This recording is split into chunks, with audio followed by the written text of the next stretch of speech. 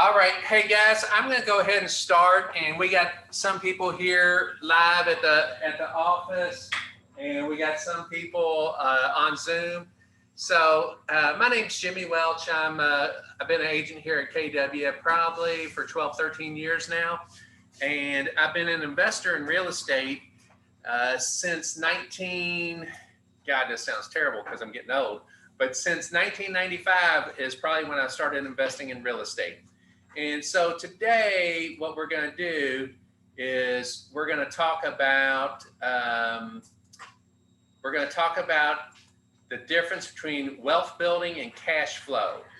And so, does everybody understand the difference, or does anybody have any questions about the difference between wealth building and cash flow?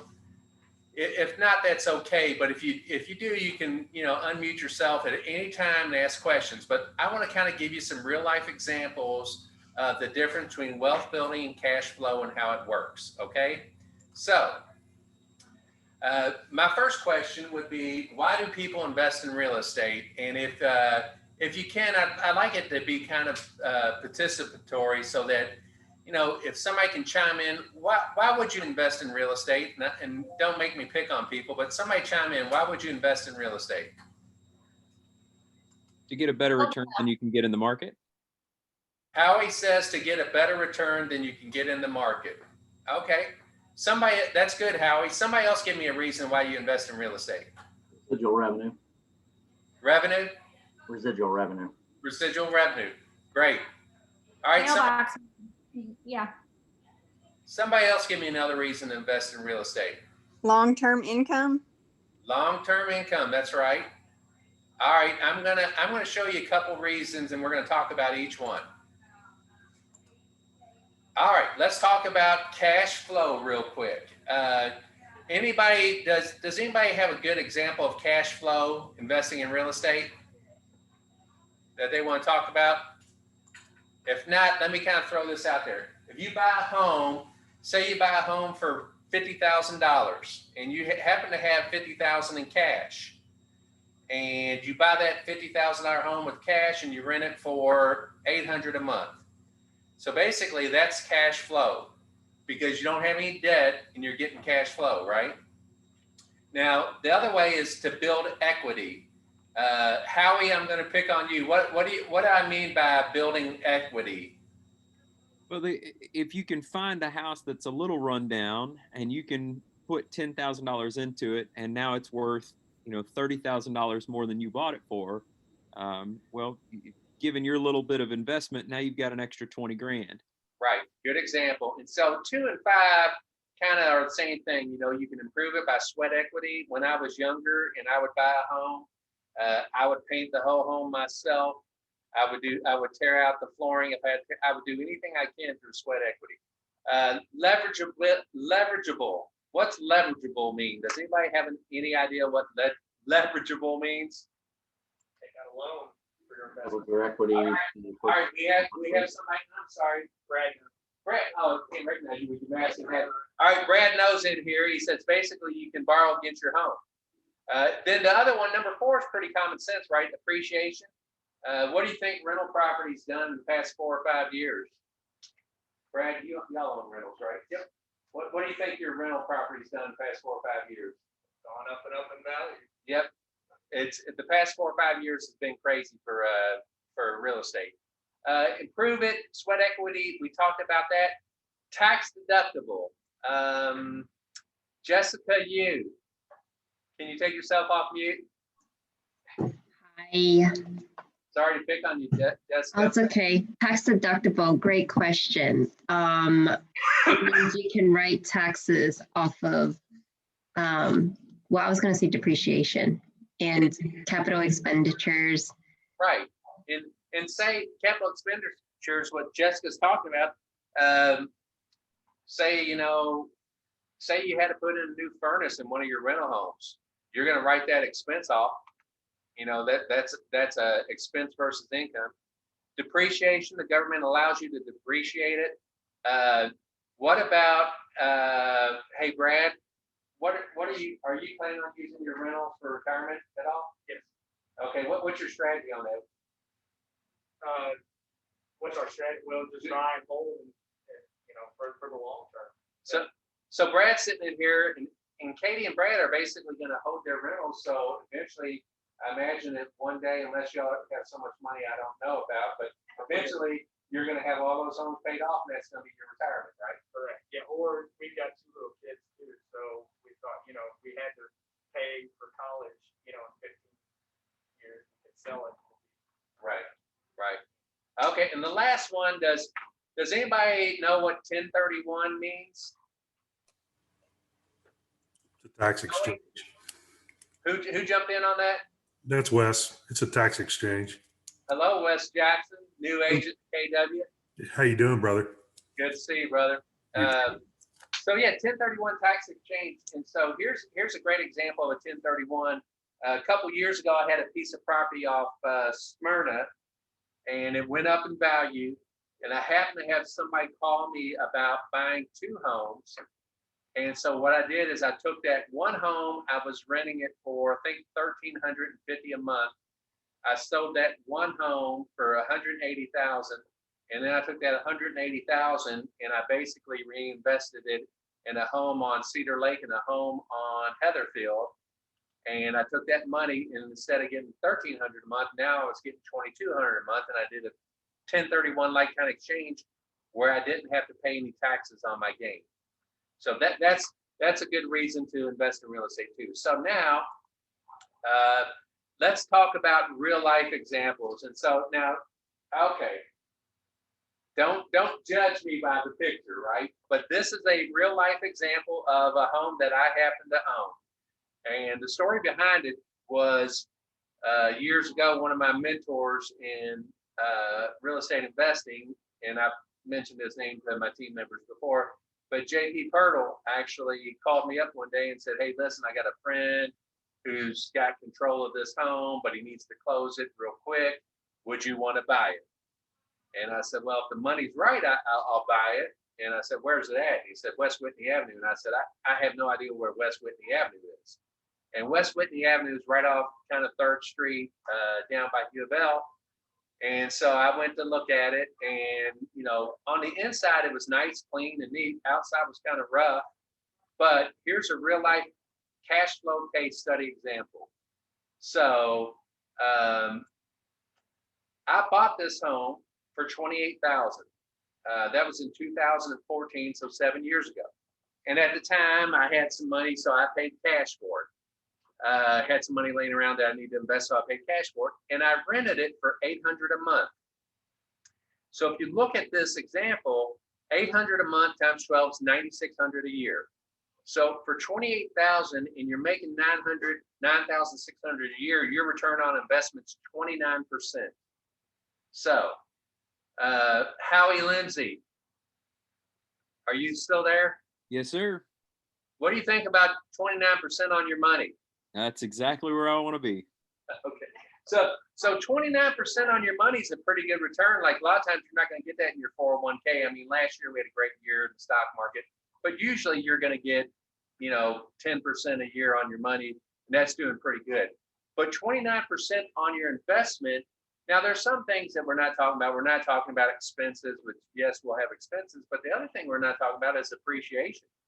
And the other thing we're not talking about is depreciating your asset too.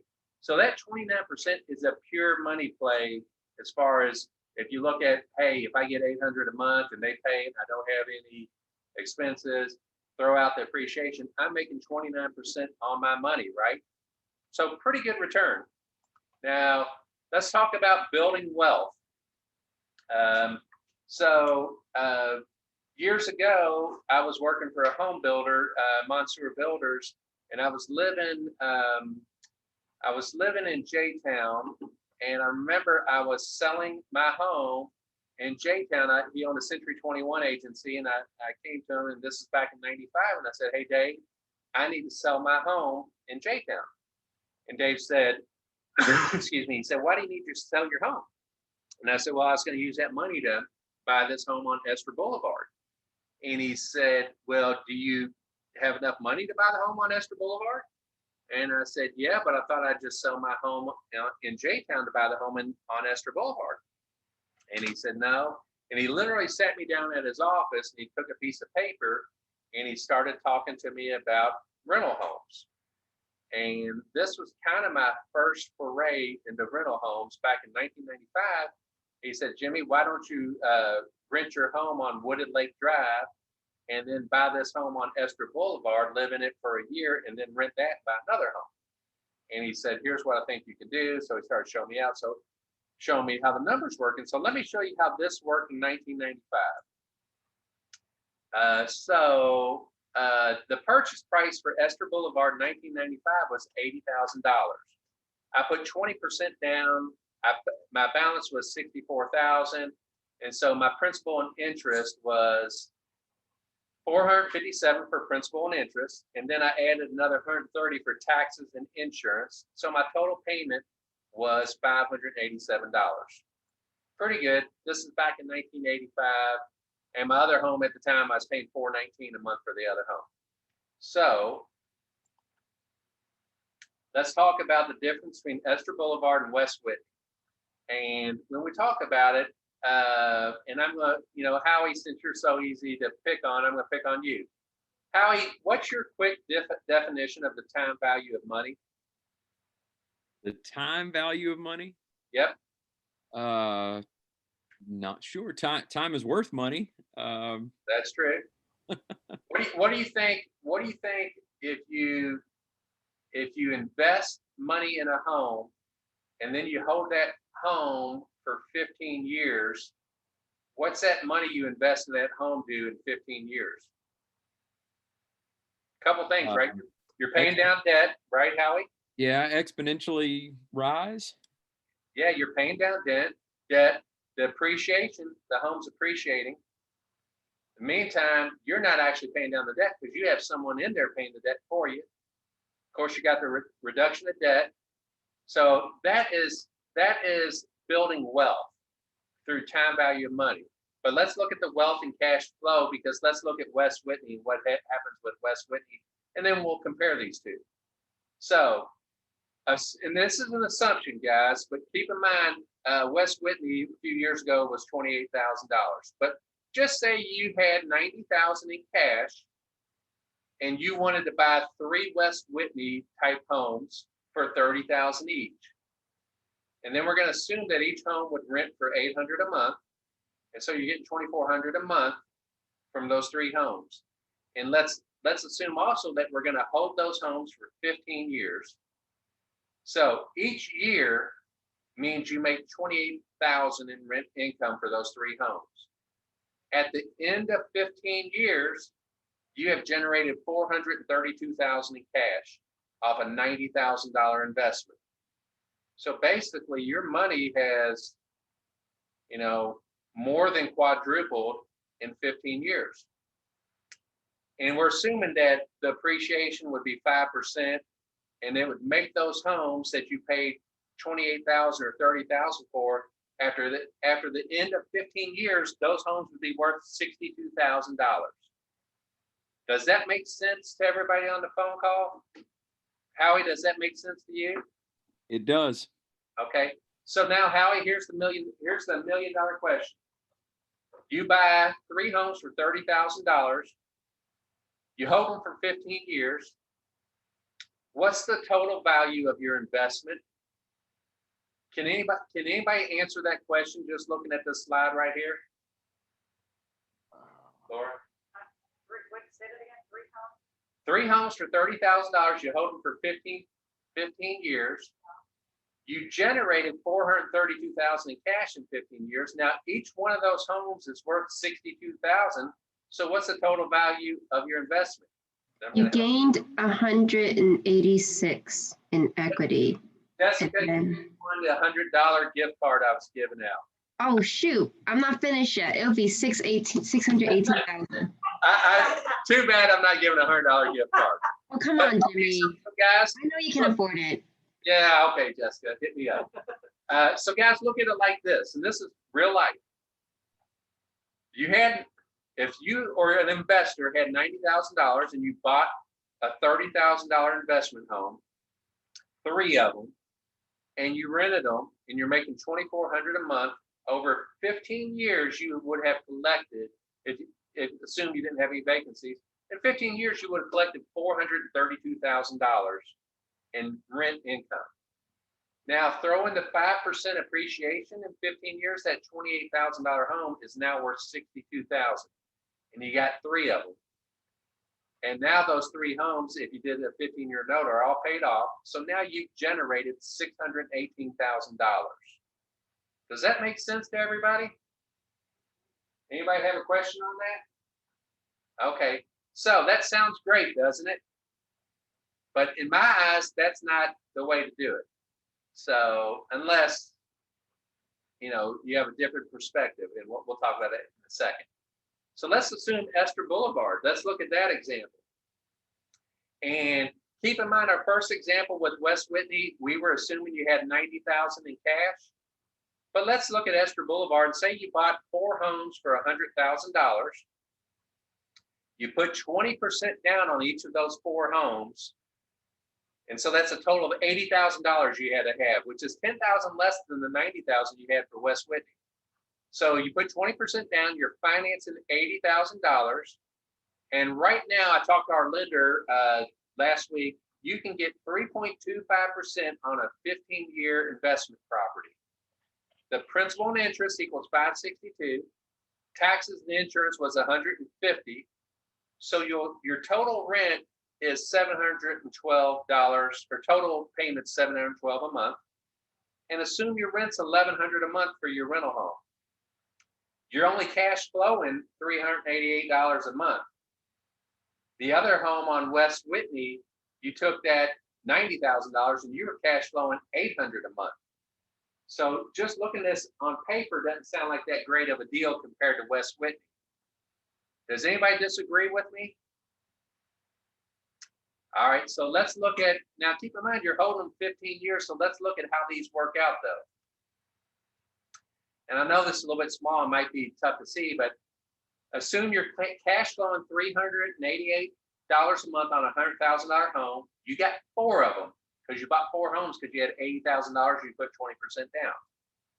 Now, 12 months times 15 years, your cash flow is $279,360, where West Whitney was $432. But however, look at this.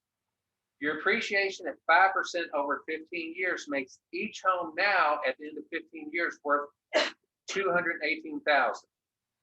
So now you have 4 homes worth $218,000 that are now paid off by renters who have paid them off. Those 4 homes now are worth $872,000. Your total rent was $279,000. Now your total capital, including the rent, is $1,151,000. Jessica, what was your total capital on the 3 West Whitney homes that you paid $90,000 for? My total capital, $618,000. Okay, guys. So now do you see the difference between leveraging and building wealth versus generating cash flow? So literally, we'll talk about it on this next slide. So wealth versus cash flow. Cash flow was West Whitney. West Whitney, you had a total capital return of $432 plus the $62,186 in the 3 homes. That was $618,000. Your wealth building example is Esther Boulevard. You invested $80,000 15 years ago. Those $100,000 homes are now worth, just say $200,000. Your total capital in 15 years now is $1,151,000, $500,000 more than what your cash flow was for West Whitney. So the difference, $533,000. Now, Howie, take yourself off mute. Yes, sir. Is one better than the other? Yeah, it sure looks like it. Okay, why is wealth building better than cash flow? It relies on the power of long-term growth, the power of time. The power of time value of money. That's what it relies on. So guys, now I was on a call with Gary Keller, you know, I think I told some people this about 3 months ago. I was fortunate enough to be on a call with Gary Keller, and he was talking about investing in real estate. And the question was this that someone asked, and they said, "Is now a good time to invest in real estate?" And I asked that to everybody on the call. Somebody answer this question: is now a good time to invest in real estate? Yes. Yes. Yes. Okay. The answer is yes. And when this person asked Gary Keller, is now a good time to invest in real estate? Here's what Gary's answer was. And he said it in a nice way. That's the dumbest question I ever heard of. And he really said that. And there was about 150 of us on the phone call. And I thought, my God, I'm glad I didn't ask that question. And this guy who asked the question, I mean, he's a pretty successful agent. But Gary's answer was, as long as he goes, it doesn't matter, you know, is now a good time to invest in real estate. If it meets your requirements regarding investing in real estate, then you should buy the home or you should buy the commercial building. It's not a matter of is now a good time. It's a matter of whether or not it meets your requirements. So think about this for anybody has anybody in this room worked an investor? Did your investor want to pay cash or did they want to borrow money, Brad? I had both. You had Actually, both? just did a deal with Jessica Yu with an investment thing, Okay. What price range was the home? around 100,000. And he paid cash for it? He did. Okay. Would you ever tell him not to pay cash for it? I don't know that I would tell him not to. If he asked, I would tell him kind of like you broke down that I prefer the other model of using leverage. I understood why he wanted to. He's a new investor that's from out of state. So Yeah, he was. And guys, Brad's in here talking with me, and literally, we have people all the time investors that say, "Hey, I'm sitting on, you know, literally, we almost sold a home yesterday, and the agent told us that it was a cash deal, and he had $190,000 in cash." And I'm thinking to myself, my God, if this guy has $190,000 in cash, why wouldn't he put 20% down on our, you know, $190,000 home, and then start investing in real estate? I mean, he's sitting on $190,000 in cash, and he wanted to use all that. So I think what he's missing is the time value of money and the power of investing in real estate. Make sense? I do want Okay. to make a comment, Jimmy. I also have an investor who likes to use cash and he understands leveraging, but for him personally, he chooses to forego that because he is lazy. He doesn't want to get a loan. Yeah. So, or as long as you know, but I also have other investors who will use cash to buy it and then they will go and refinance. Yeah, okay. That's a good point. And then, hey, listen, everybody has a different investment strategy, and I think that's the one thing, you know, you need to think about. But for me, and I think the purpose of this class is to kind of talk about, you know, the power of building wealth versus the power of cash flow. And in my eyes, if someone pays cash for $100,000, that's still a good investment, because that $100,000 property, if you rent it for $1,000 a month, you're getting a 12% return. It's still a good investment. It's just what's their strategy and what's their objective. And you know, some people just don't want to fool with borrowing money, making payments every month. They like the peace of mind knowing that their assets free and clear, and they can always borrow against it. They can always leverage it later. But for me, I think the strategy, and you know, when I was younger, I think my strategy was I want to buy homes and I kind of want to leverage them because one, I didn't have the cash, but I did. Luckily, my mentor at the time was Dave Monsieur, and he literally sat me down at a table and kind of did the same example with me. And he used the examples of the homes that he owned. And I still remember, you know, some of the homes he owned were in J-Town on streets, I can't remember, like Merriman and stuff like that. But he literally was showing me the homes he owned. He said, "Hey, I've owned this one for 20 years, Jimmy. It's been paid off, and now I'm getting this." And he goes, "But, you know, I originally borrowed this." But for me, if I'm working with an investor, you know, you got to find out, hey, what's your strategy? What do you want to do? But some investors are going to say, hey, I just want to buy one home. I want to pay cash for it. I want to make 10%, 12% on my money. Okay, we can do that. But I think you owe it to them too to also say, hey, listen, do you ever think about maybe leveraging, and instead of buying that one home with $150,000, maybe we buy 3 homes and you put $50,000 on each, and then you show them that, hey, if an investor has $150,000 in cash, is that not smart on your behalf to teach them about, hey, the difference between buying one home with a $150,000 home versus buying 3 with $50,000 down? Also think about it. Would you rather get 3 commission checks or 1? I mean, not that you're doing your client a favor by teaching them this, and clients expect you to know this. And if you can't talk educatedly about cash flow and wealth building, it's kind of like it's your job, it's your fiduciary duty to know how investing works. So, and for me, I've been lucky. I always tell people, if I'm the smartest guy in the room, you're in trouble, because we got a bunch of dumb people in the room. But for me, I got lucky because I had a mentor who, back in 1995, when I was getting ready to sell Live Oak Drive to buy Esther Boulevard, he said, hey, Jimmy, rent Live Oak Drive, buy Esther with your own personal funds, live there a year, and then rent it. And back then too, which, I don't think you can do this now, but the advantage of me buying that home and living there for a year is my interest rate was lower than an investment home. So there was a little bit of advantage to that too. So that's why I did that.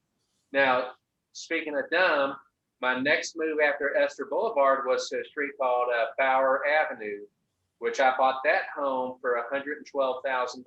Now this is where you will understand I'm not the smartest guy in the room. I buy this home in St. Matthews, right next to all the bars, restaurants. Lexington Road is where Bower Avenue intersects. Bought that home for $112,000. I decided to move out. I decided to get married and move out to Middletown. And I knew I had lived in Bower Avenue for, I think, 4 years. And I knew St. Matthews was going crazy. I knew I could make money and I could use that to buy a bigger home. So I sell my home on Bower Avenue for $189,000. That home on Bower Avenue right now is worth about $360,000. So that was probably my biggest mistake I ever made in real estate, was selling a home in St. Matthews and making that money to put on a down payment. So now here's the one thing too I want to talk about. I don't want to end it right now. I want to open it up for questions. Does anybody have any questions about investing in real estate right now? I do. All right, Laura's sitting in class. She has a question. So this wealth building scenario, does it work if you have less than 15 years to hold onto your property? Say you have 10 years, or maybe a little bit less. Is it still better the numbers would still come out better? The numbers will still come out better, because you think about it. Her question is, hey, if you can't hold for 15 years and you hold for 10, is wealth building better? You can do the numbers, because you can say, okay, hey, if I pay cash, and how much cash am I going to make in 10 years versus if I borrow money, you're going to get the appreciation. And yes, the wealth building will be better for 10 years versus paying cash for one home, 100%. And you can do the numbers, and you can run an amortization schedule that will basically show you how much debt you pay down. And then you can do the appreciation schedule to show you what the asset's worth now after 10 years. But that's a good question, and it's 100% better. Any other questions? I got a tear coming to my eye when I look at you. Okay, let's talk about, hey, I want to talk about something too right now in today's market. And Brad's in here, he's an investor, Laura's an investor, which, excuse me, Laura, I'm going to talk to you too about Laura, guys, because this is and I'm not going to share private details, but Laura was on my team. She's ostracized herself because she's no longer on my team, and I'm disappointed. But no, Laura went out on her own. We're proud of her. She's doing well. But Laura was on our team, and how many years ago did you get into investing? a little over 3 years. Okay, so 3 years ago, over 3 years ago, Laura started to invest in real estate. And I think if you all ever see Laura Nicholson at the office, you should ask her what investing in real estate's done for her family. And she's done real well with it. She's bought good properties. She's making good cash flow. She's, it's, Laura, without me speaking for you, has it changed your life? Over 100% changed my life. And I would never have thought that I could do this. And I owe it to you because you were the mentor to me that helped us get started. And since then, we have 2 apartment buildings. And so we have 10 doors. Yeah. And it got to the point where I couldn't manage it anymore. And we're getting a management company. For my kids, I mean, it's been just an amazing, it's changed our lives. Well, okay, and so that's a good testimonial for Laura. And I like how Brad and Laura both said 2 things that really resonate with me. And they talked about their kids. And so when I invest in real estate, the one thing that brings me joy is that I think down the road, what's going to happen with these homes? And eventually they're going to go to my kids. And then one of the other joys that Brad and Katie are probably going to get into, your kids are young, right? Okay, here's what's going to happen with Brad and Katie. One day, you have a son, don't you? Okay, one day their son's going to be a little turd to them. And they're going to say, hey, listen, and they're going to drive to one of their rental homes and they're going to say, I need you to clean this home out. I need you to do this. I need you to do that. Because one day this home's going to be yours. And then immediately your kids are invested in what you've done for them, what you set them up for. And nowadays, I can tell you personally, like my 2 kids will ask me questions about, hey, Dad, can I live in this home in St. Matthews when I grow up? And I'm like, well, are you going to pay me rent? Yeah, if you pay me rent, you can live in it. And my daughter's same way. She's like, Dad, when I graduate from college, am I going to live in one of our rental homes? I'm like, well, if you want to pay rent, you will, or you can stay at home. But there is value to it because down the road, my long-term play is that when I get out of real estate, I'll still have my investment properties. And a lot of people, I think Larry Gaddy, he always calls it mailbox money. And that's the best kind of money because you wake up, on the first of the month and go out to your mailbox and you'll have 5 or 6 checks sitting there for you. So, and the other thing I'll tell you is, you got to think of this. If you ever have a listing appointment, I think the mentality, and Gary talked about this on the call. He said the mentality of every listing appointment you should go on the mentality of, should you buy this home for your portfolio? Is this an asset that would make sense for you? And if you're listing a $400,000 home, that's not a investment property, but there's a lot of $150,000 listing appointments that we go on that might be an investment for you. And we're insiders. It's kind of like on the stock market, a stock trader. A lot of times, you got inside information. When you go to a home, whether or not it's a good deal or not, or whether or not, hey, could I flip this home? Could I make money on it? Could I rent it? So that's, I think, the mentality you got to have now when you look at homes. I've been on listing appointments personally, where I bought homes on listing appointments that I went on talking about selling, and then the people, come out and say something like, hey, God, we wish we could just have somebody just buy it. We don't want to fix it up. We don't want to show it. We don't want to do repairs. Well, right then and there, that kind of turns the light bulb on me and say, well, if you wanted to sell it, what would you sell it for like that? And usually they're willing to give a discount so they don't have to hassle with fixing it up and doing repairs. So guys, do y'all have any questions? I know this was kind of a short class, but I hope, you kind of got the take on wealth building versus cash flow. Do y'all have any questions? I have a question for you, Jimmy. Okay, who am I talking to? Jessica, Oh, sorry, Jessica, I can't hear you. do you have a specific criteria that you look for, or do you just look at the numbers? So, Yeah, my criteria has changed over the years, but because the criteria right now for investment properties has changed. But for me, rewind about 5 years ago, Everything I bought, I wanted a 1-to-1 ratio on that. What I meant by that is if I bought $100,000 home, I wanted to make sure I could rent it for $1,000 a month. If I bought a, $150,000 home, I wanted to rent it for $1,500 a month. Now, if you get into lower end properties like the one I have on West Whitney, you're going to get a better 1-to-1 ratio. But nowadays, because of all the appreciation we've had, it's tough to get that 1-to-1 ratio. You can still get it, but I see people buying rental properties on a lot less than 1-to-1 ratio, and it'll still work, but I'm a little bit picky about what I buy now since I'm older. And I have bought a couple rental homes. In December, I bought 2 rental homes, and they both had a 1-to-1 ratio, and so that's why I bought them. But I haven't, bought anything recently in the past 45 days, but I'm looking. Good question though, Jessica. Jessica, do you own rental homes? I do. Well, I control the company that owns them. Okay. Do y'all have a certain criteria? I like to BRRRR, buy, rehab, refinance, repeat, Yeah. or rent, repeat. So that's generally the A+ criteria that I look for. And then I personally like B or C class areas. So if I can find an A class, that would be great.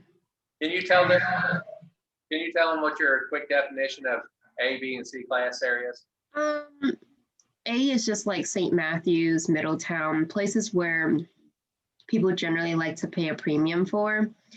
B and C, it kind of goes down from there. B, I would say, is like maybe Heights Point. Yeah, Hikes Point, Taylorsville Road area. C might be Like that. Okolona Valley Station.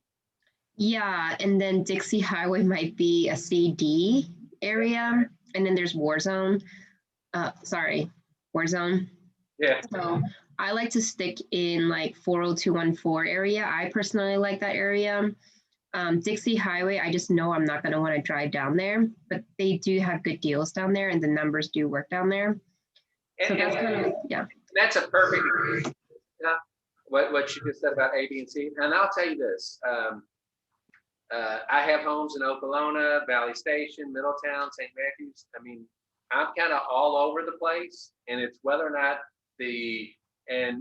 Jessica talked about, buy, rehab, renovate, repeat.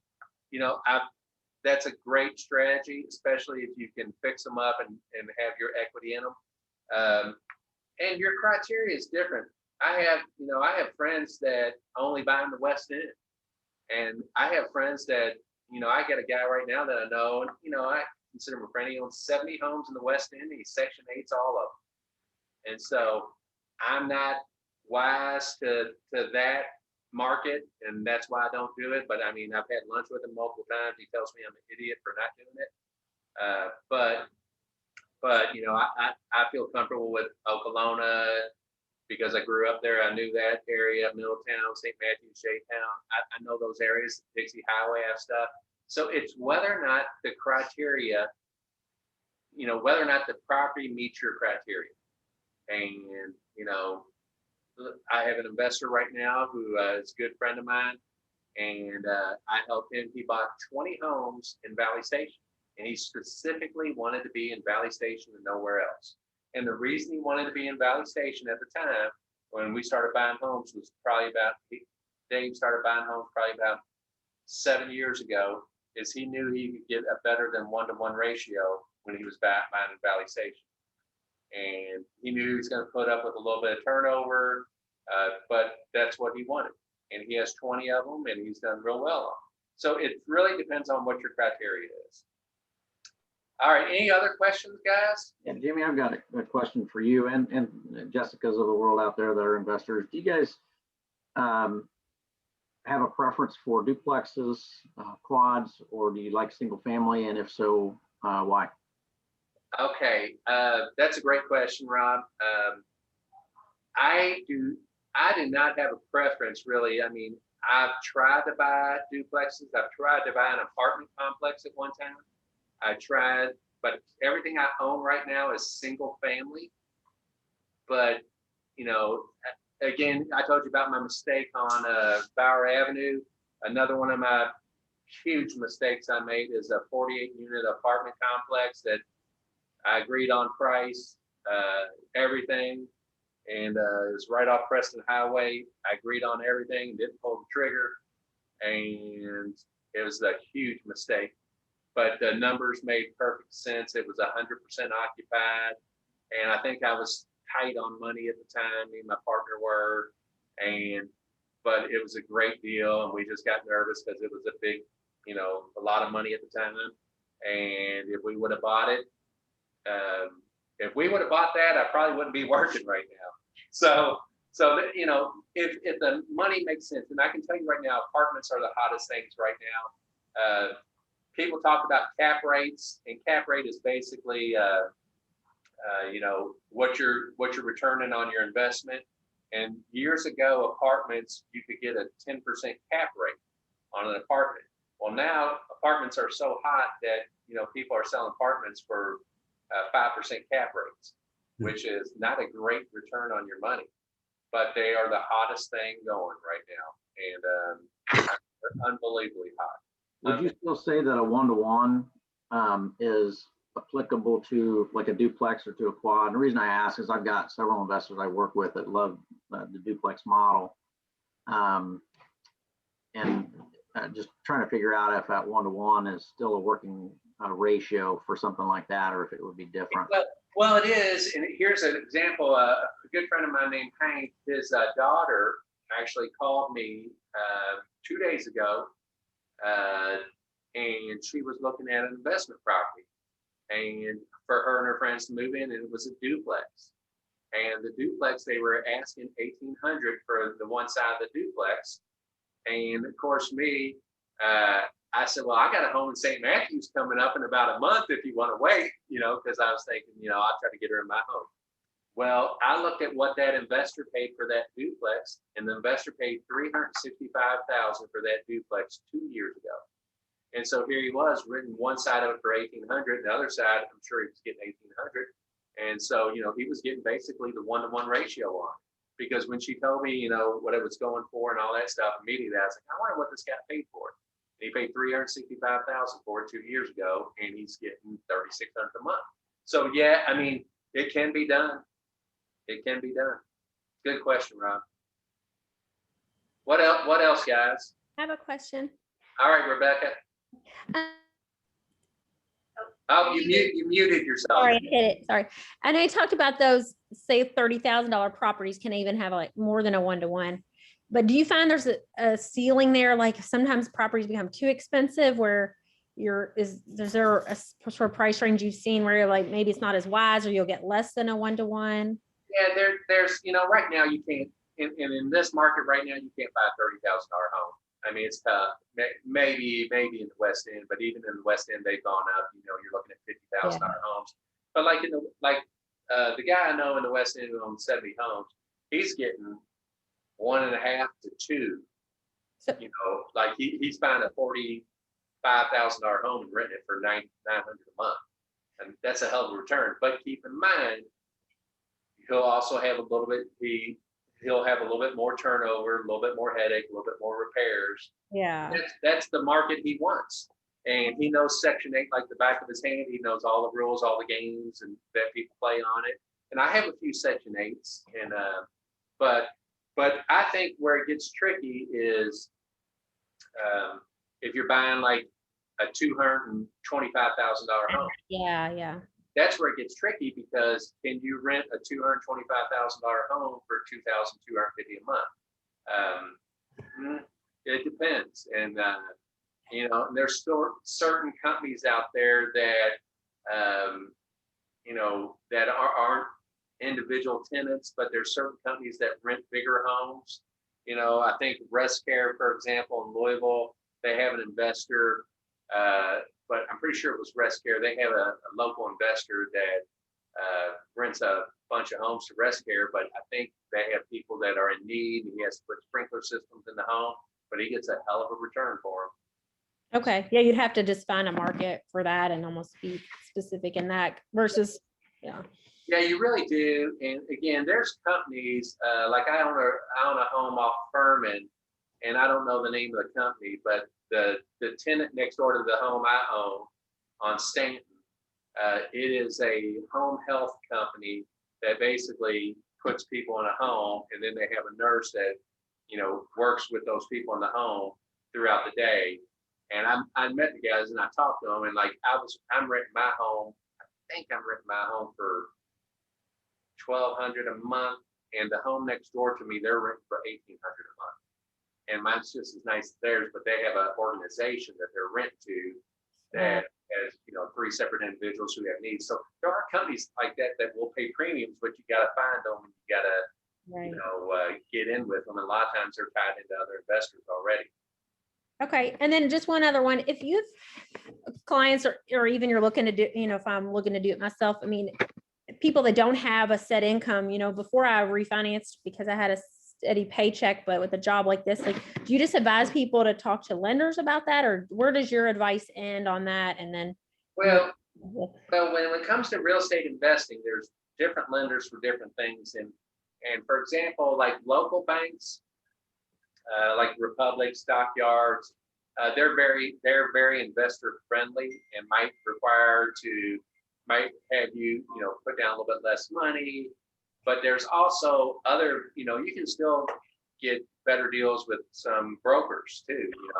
The past few homes I bought, I used a broker instead of a local bank.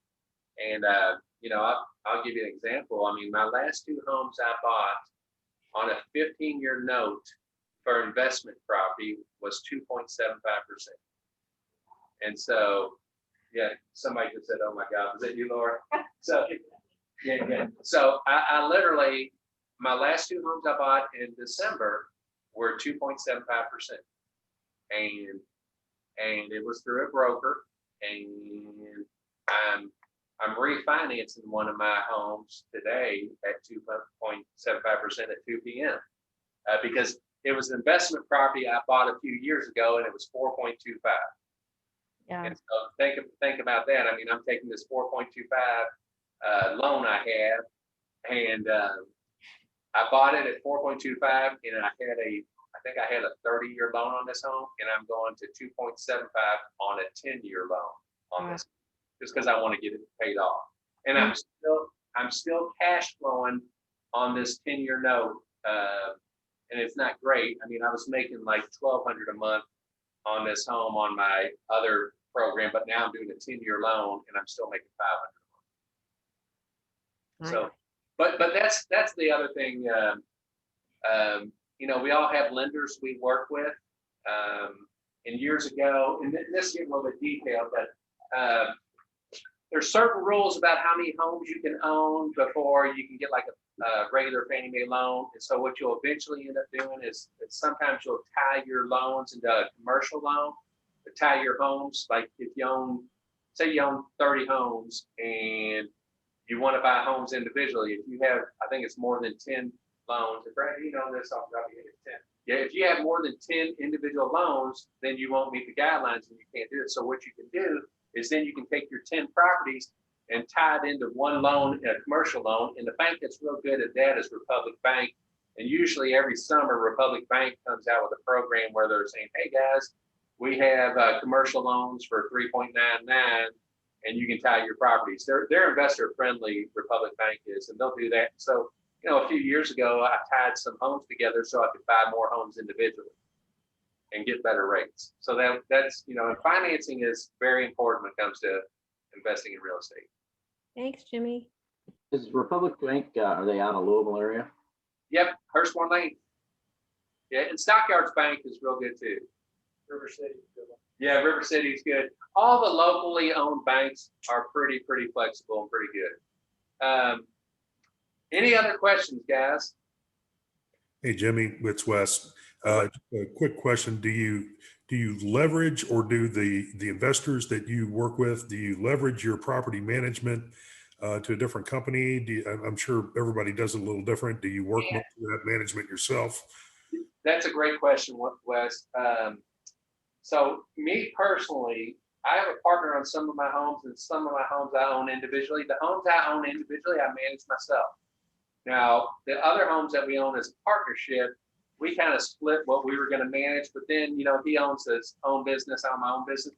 They got to the point where I'm like, okay, I need to get a management company to manage some of our homes. And I think my partner and I have 26, 28 homes. So we manage about 20 of them ourselves, 10 each. And then we had a management company manage the other 8, just because it got to the point where he was getting mad because he was running around. I was getting mad because I was running around. And I said, well, why don't the ones that, have the most maintenance and have the issues, why don't we get a management company? We do. And there's all kinds of management companies to use to manage property. And, I would look for a reference on that. I'm happy with the lady that's managing our properties, but there's a lot of good people out there to manage properties. There really are. But eventually it gets to the point, like, I think it's easy to manage. If you had 10 homes, I think that's pretty easy, because everybody says, oh, doesn't your phone ring all the time? No, it really doesn't, guys. I mean, if you own an investment property and the home's in good shape, your phone doesn't ring. And if you screen your tenant, get a good tenant in there, your phone doesn't ring. So screening tenants is very big, and making sure your home's in good shape. I typically, when I buy a home, I like to make sure it's maintenance free on the outside, because I don't want to deal with wood rot or falling off gutters or anything. And then on the inside, I want to make sure that my plumbing and electrics, in good shape. I don't want to have to fool with a furnace or AC. I want to make sure all that stuff's in good shape. So that's, I learned over the years. Hey, Jimmy, Yes. is it fair to say that, as the more you've done this, the more that you've learned and switched up your criteria and the way you do things? So 100%, Jessica. The other thing you learn too is you learn about which contractors to use, and you learn about what's a fair price to get a new furnace and a new AC. You start learning stuff like that over time. You start, developing relationships with contractors. And, I hate to say this, but like a lot of the big contractors are more expensive than, somebody who owns their own plumbing business or somebody who owns their own HVAC company. And you learn that over time. And so I switched up, how I did things in the past, and who I used, and who does work for me. And, our team, had some good contractors that we use, and, we have a preferred vendor list. And so we had some good people, but you learn that over time. And if anybody, like there's investors in our office, Larry Gaddy, Brad, Katie No, me, Laura, we find contractors that we trust. You need to reach out through the resource page and say, hey, listen, I need to put in a new AC. Who do you recommend? And you'll get good recommendations. Or, hey, I'm having some electrical issues, need a new panel box. Who do you recommend? And, you'll find good people that you can use over and over and over and trust them. Any other questions? All right, Rob. I'm sorry to monopolize time, but 2 questions for you. One, if there are questions that we have after the class is over, is there a way we can contact you to float those? Yeah, my cell phone's 439-1404. You can call me anytime, text me anytime. I'll get back to you. If I'm in a meeting or something, I'll get back to you. But, and here's, I mean this in all seriousness. I know what it's done for me and my family, and I want everybody to understand that investing in real estate is something that you should do, because it's a great way to build some wealth. It's a great way to leverage, and eventually, if you have children, it's a great gift down the road. KW talks about what's your big why. Most people that have kids, a lot of time their big why is their kids. I want to provide for my kids. I want to give them a good life. I want to do that. I want to set my kid a good example. That's their big why, right? So investing in real estate can really, it teaches life lessons to your children. It can give them a gift at the end. It can help pay for their college. I mean, it can do so much. I mean, back in 1994, 95, when I was buying my first rental homes on, Esther Boulevard and Wood Lake Drive, I had no idea. I never thought that Esther Boulevard home that I bought for $80,000 25 years later would be worth $200,000. I mean, I did nothing but hold up a piece of property and make $200,000. I mean, I never had that knowledge or that idea that could work like that. And so, and today, Esther Boulevard, the home's in great shape. Luckily I had a tree fall on the roof one time and insurance paid for new panel, new roof, new floor. I mean, so I ended up doing pretty good on that. And so, but it just, I really feel like, KW is about giving back. And if I can give somebody some knowledge to help them out, that it'll help them down the road, I want to do that. And so, yeah, I think Amy just put my number on the chat, but you can call me anytime, you can text me anytime. If you have a piece of property you're looking at, and I've told people this story before. If you ever have a piece of property you're looking at, I can promise you one thing: I'll never look at it, I'll never buy it, and I can tell you this is a story that happened to me, and then this is when I realized that how you give back. Years ago, I had a kid who was probably in 3rd, 4th grade. He's playing football, and I was playing, and his teammate was this kid named Johnny Pirtle, and Johnny Pirtle's dad was JP Pirtle. And so I kind of met JP because their kids played football together, and I knew JP was a big investor, and I had heard stories about him. And I remember I would pick JP's ear about, hey man, how many homes you own? How'd you do it? How'd you get to that point? What'd you do? And he probably got tired of hearing from me, but I was trying to get knowledge from him. And so I get a lead one day to buy this home in Okolona. And I grew up in Okolona on a street called Pineland Drive. And the street right next to Pineland Drive is called Pinecroft. And I get a lead to buy this home on Pinecroft. The people had passed, the kids had it, and they had some problems with one of the kids who was kind of living in the house, not supposed to be living in the house. So the lady calls me up and says, hey, come out here and look at it. I come out there and look at it. And at the time, I think I offered her $44,000 for her home. And granted, this is years back. So I remember I go through there, I talked to her about the situation. I made her what I thought was, a fair offer, but it was a good offer for me too. I mean, I was gonna make money on it. And I remember she said, well, I got another investor I'm gonna meet, and after that, I'm gonna make a decision. So I walk out that home on Pinecroft Drive, and I'll never forget, I see this big black SUV, this Blazer, and I look at it like, damn, that looks like JP Pirtle's car. And so I'm walking to my car, and all of a sudden the window rolls down, and I hear Jimmy. And I look, and it's JP Pirtle. I'm like, oh, I'm thinking, shit, this guy's gonna buy the home, because he's got a ton of homes. He's got more, equity than me. And so I walk over there, and he's like, hey man, did you just meet with this lady? I said, yeah. He goes, you make an offer to buy her home? I said, yeah. He goes, what did you offer her? And I looked at him, and I'm like, I'm not going to tell you what I offered this woman. And he goes, no, I mean, you've been talking to me for about a year now about trying to grow your investment business. And you've been picking my brain every time I see you. He goes, I want to make sure I don't offer more than what you offer. And I looked at him, and I'm like, either this guy is the greatest con artist I've ever met, or he's a hell of a guy. And I said, JP, I offered her $44,000. And he goes, okay, I'm going to offer less than that so you can get the home. He goes, I want to help you get your investment business going. And I was like, So I got in my car, and I remember I hopped on the Gene Snyder Freeway, and I'm thinking, God, I'm a dumbass. This guy just conned me, and he's going to buy that home for $45,000. I know he is.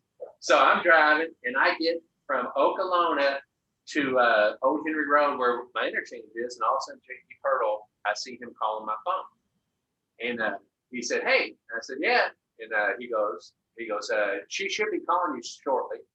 And I said, really? He goes, yeah, I offered her $40,000. And he goes, she should be calling you shortly. She told me that she had a better offer. And I said, really? He goes, yeah. He goes, man. I said, man, I appreciate it. So I'm getting off Old Henry Road, I hang up, and I still don't believe him. All of a sudden my phone rings, and it's that lady I just met with. And she goes, Jimmy, I want to take your offer. And I said, okay. And I said, I'll tell you what, I can be back at your home in 25 minutes. And she goes, come on. And so literally I had driven from Oklahoma to Middletown. I turned right back around and drove to her house, and I bought her home for $44,000. And now that home on Pinecroft Drive, I think, it's probably $150,000, $140,000 home. But literally JP Pirtle gave me $100,000 worth of equity and gave me a home because he thought, I want to help this guy out because he's trying to get his investment business going. And we weren't good friends at that time. I knew him. And now, now I can tell you this. JP Pirtle called me. If y'all watch Super Bowl, JP Pirtle did a Super Bowl commercial. And literally I was recording it, and I rewound the Super Bowl commercial. I stuck my face next to the TV where he was talking. And I said, hey, I'm Jimmy Welch. Don't you worry about JP Pirtle when it comes to buying a home. You buy a home from Jimmy Welch. He's so good. And I recorded that, and I sent it to him and a couple of his buddies. And so he called me up, and literally when JP and I hang up now, 10 years later, from when I bought that home, every time he hangs up with me, he tells me he loves me. And I literally tell him I love him like a brother.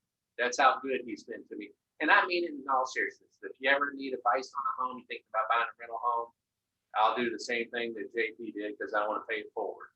So, but that's a true story. If you ever see JP, you can tell him that story. And he knows I tell that story because it's still, to this day, I'll never forget what he did for him. Any other questions, guys? I appreciate everybody coming. If you ever need me for anything, just give me a call. I'll be glad to help you. Even my expatriates. I have Rachel and Laura who broke my heart. I'm proud of them. They went on their own. They're going to kill it. So if you ever need anything, just give me a call. But thank you for tuning in. Okay. Thank you, Jimmy. All right, guys. See you. And Wes, Thank you. together soon. Thank you, Jimmy. I'll hit you up, Jimmy. All right, see you guys. That was awesome. Good session. What a great story at the end too. True story too. It is